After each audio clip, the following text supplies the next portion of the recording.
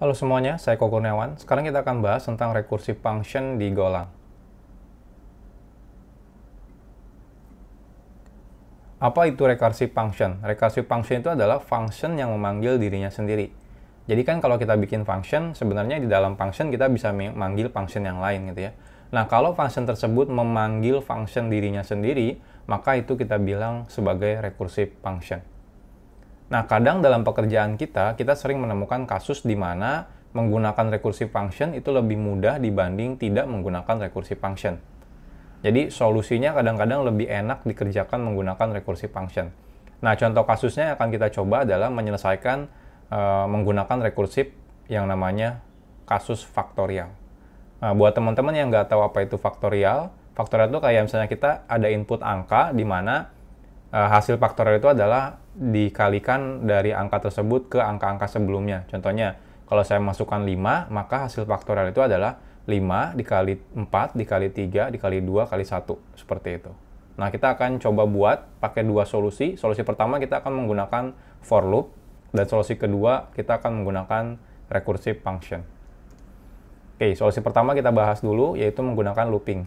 Nah, ini kalau menggunakan looping, jadi kita bikin function namanya factorial loop, lalu di sini value-nya apa, lalu biasanya kita akan bikin result, contohnya dimulai dari 0, dari 1, kalau dari 0 nanti dikalikannya jadi 0 ya, jadi kita masuk 1, setelah itu kita bikin perulangan, di mana perulangannya dimulai dari value, habis itu i-nya lebih dari 0, dan turun, decrement. Ya, kenapa? Karena kita akan mengkalikannya turun dari misalnya kalau 5, 5, 4, 3, 2, 1. Jadi bukan naik. Nah, setelah itu resultnya kita kalikan dengan i-nya. I-nya kan mulai dari value. Misalnya dari 5, 4, 3, 2, 1. Setelah itu kita returnkan resultnya. Oke, sekarang kita coba.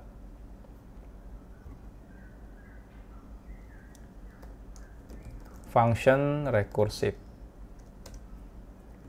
Kita akan bikin factorial loop dulu. Jadi value-nya integer, return-nya integer. Nah, setelah itu kita bikin result. Dimulai dari 1, setelah itu kita return result-nya. Lalu di sini kita bikin perulangan for menggunakan i, misalnya i-nya dari value. Setelah itu i-nya harus lebih dari 0. Habis itu i minus ya, karena turun. Nah, selanjutnya teman-teman tinggal result dikali sama dengan i, atau ini sama dengan result dikali i, seperti ini. Oke, kita akan coba ini loop dulu ya, nama variabelnya loop factorial loop, lisannya 5 saja. Kita print line loop. Nah, untuk memastikan benar, kita akan manual ngelakuin perkaliannya. Dari 5 dikali 4, dikali 3, dikali 2, dikali 1. Nah, pastikan datanya harus sama ya. Kita coba. Nah, hasilnya sama, 120, 120. Nah, ini kalau menggunakan looping. Jadi, ini tanpa menggunakan rekursif. Ya, semuanya nggak ada masalah sih. Cuma kadang-kadang kalau teman-teman nanti sudah lihat solusi menggunakan faktorial, itu lebih bagus code-nya, istilahnya tuh lebih gampang dibaca dibanding kita menggunakan seperti ini. Jadi ini kalau teman-teman yang nggak ngerti faktorial, ini maksudnya ngapain gitu ya. Kita harus baca satu persatu si code-nya. Nah, oke, kita lihat solusi kalau kita menggunakan recursive function. Nah, recursive function itu seperti ini. Jadi simpelnya adalah di dalam function-nya itu kita manggil function dirinya sendiri. Jadi ini solusinya simple. Jadi kita masukkan parameter misalnya 5, habis itu dicek dulu kalau value-nya sama dengan 1. Nah, ini kalau kita bikin istilahnya rekursif ya, itu harus ada kondisi berhentinya. Karena kalau misalnya terus-terusan manggil, nanti ada infinite loop. Jadi perulangan yang tanpa henti. Nah, jadi kita harus pastikan ada kondisi di mana perulangan tersebut atau istilahnya rekursif tersebut berhenti. Contohnya di sini, ini adalah kondisi berhentinya. Jadi, jika value-nya sama dengan 1, maka langsung return 1. Artinya ini kondisinya langsung berhenti. Dia tidak manggil function dirinya sendiri. Nah, tapi kalau tidak 1, maka saya akan return value.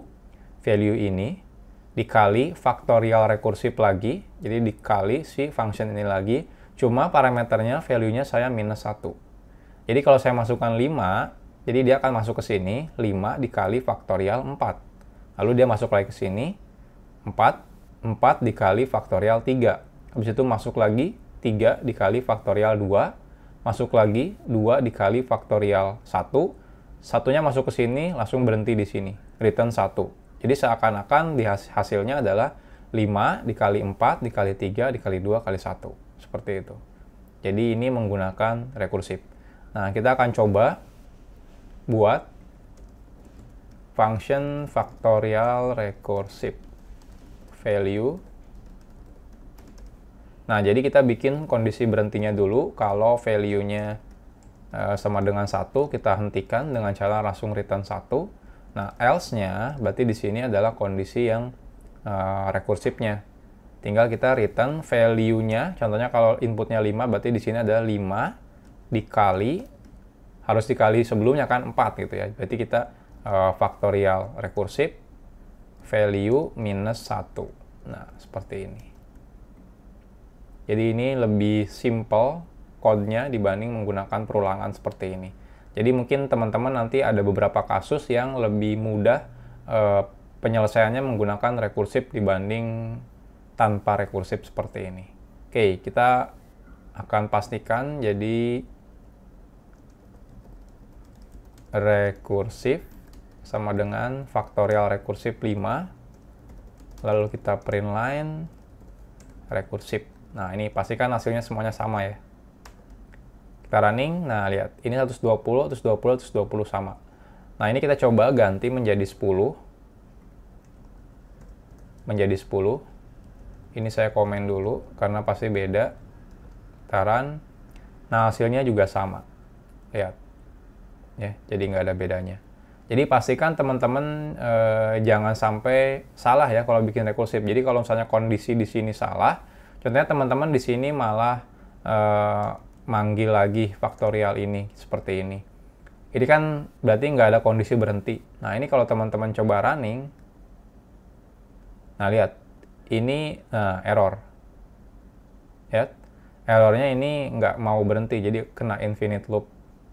Nah, errornya kita lihat apa? Nah, ini stack overflow. Jadi maksudnya manggil terus, nggak berhenti, akhirnya kena stack overflow. Stack overflow itu berarti kebanyakan manggil si functionnya. Jadi ada batasannya. Ini batasannya berapa banyak manggilnya itu tergantung sih, tergantung. Nah, ini di sini ada berarti udah berapa kali gitu ya stack exceed-nya. Berapa bytes limit, ini banyak banget sih sebenarnya.